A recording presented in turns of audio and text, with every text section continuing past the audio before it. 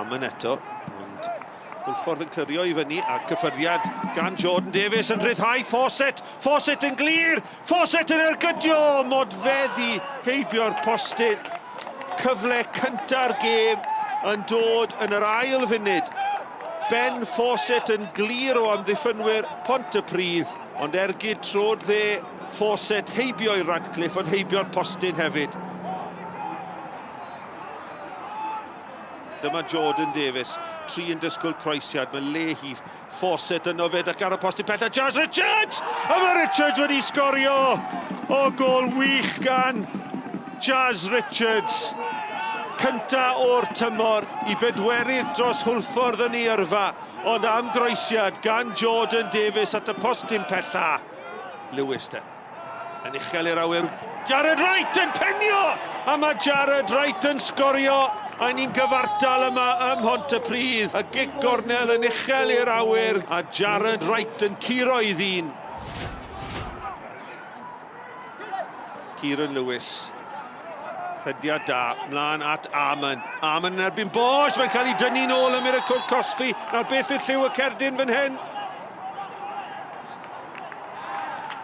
Cerdyn coch I Oscar Bosch. Dim ond I ail gêm I Hwlffordd. Y drosedd yn un amlwg ar ben Arman.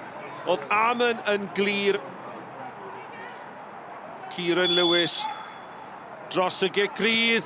Dros y wal a mewn i'r gol. Yn erbyn I gyn glwb mae Kieran Lewis wedi rhoi Pontypridd ar y blaen. Ergyd enfawr i'r adar gleision. Hyfryd gan Kieran Lewis. Lewis a Owain Jones ymlaen at Danny Williams, dim cam sefyll. Cyfle fan hyn i'w selio hi. Williams mewn i'r cwr Cosby. Parhau I fynd ar bediad da gan Zach Jones ac yna Owain Jones. Rwyd ochr. Pontypridd yn gwastraffu cyfle I selio'r fuddugoliaeth.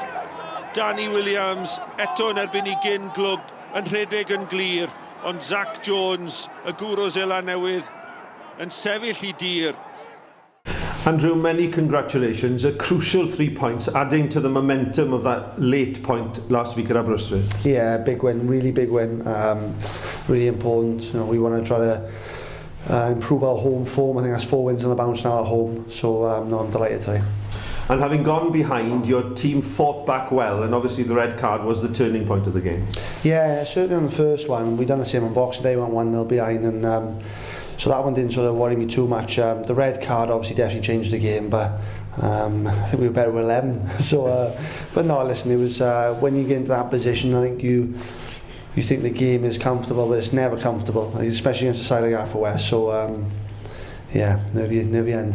And a 6 successive away defeat as well. It's almost in the psyche now that you lose or don't get much away from home. We haven't got nothing away from home all season, have we? You know, something we've talked about, trying to, in this phase, turn those defeats into draws away from home and get something. You start with a point, go home with a point. But I don't know, it's easy saying if we were down to 10 men, if we had 11, it would have been a different result. We don't know, but it's just something that we've struggled with all season, and something that we have to improve on. And you'll be on the road again in a fortnight away at Aberystwyth, another huge game for both sides.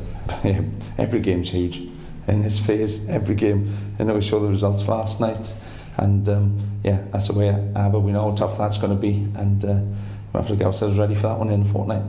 Kieran, you are today's Sgorio Player of the Match. Many congratulations. An assist, a fantastic free kick, and all against your former club. Yeah, makes it a bit more worthy against your former club. But no, the boys done well today. I think we were fully deserved of the 3 points, and yeah, I was due a free kick, to be honest. And talk us through what goes through your mind when the free kick is given. It's just outside the box, but to get that ball up and over that wall, that was so difficult. Yeah, I think it's one of them. It's so close. I think all I had to do was get it up and over. But yeah, Sabs had a word with me after time. He said you need to get on free kick, so he'll take credit for that.